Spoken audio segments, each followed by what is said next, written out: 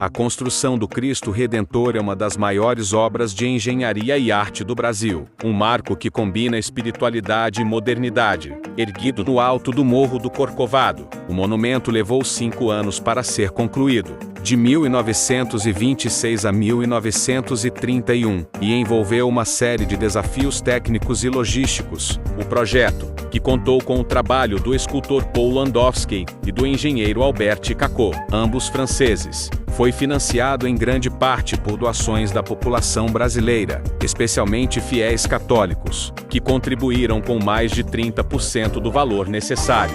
O Cristo Redentor, feito de concreto armado e revestido com pedra-sabão, teve muitas de suas peças moldadas em Paris e trazidas para o Brasil em partes, como um imenso quebra-cabeças. Entre as peças mais delicadas, estavam as 50 partes, que formam o rosto e as 8 das mãos, que exigiram precisão absoluta para serem montadas no local. A ideia para a construção do Cristo no Corcovado surgiu muito antes de sua execução, já no século XIX, quando o padre francês Pierre-Marie Boss sonhou em erguer um monumento religioso no topo da montanha. Embora tenha recebido apoio da princesa Isabel em 1888, foi apenas no início do século XX, com os preparativos para o centenário da independência, que a ideia começou a tomar forma. Em 1923, a Arquidiocese do Rio de Janeiro lançou uma campanha para arrecadar fundos, dando início a uma jornada que culminaria na inauguração do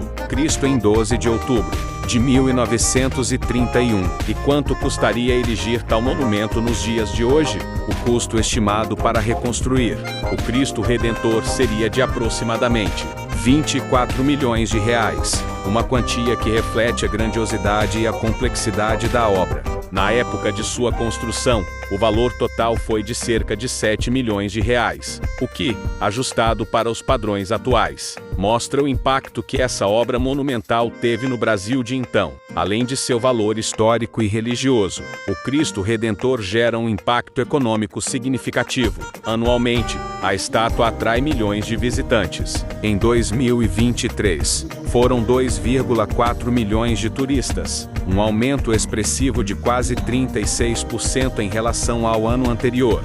O monumento também contribui para a arrecadação de cerca de R$ 192,8 milhões em impostos e a criação de mais de 21 mil empregos diretos e indiretos. Hoje, o Cristo Redentor é um dos símbolos mais reconhecidos do Brasil e uma atração que movimenta o turismo no Rio de Janeiro.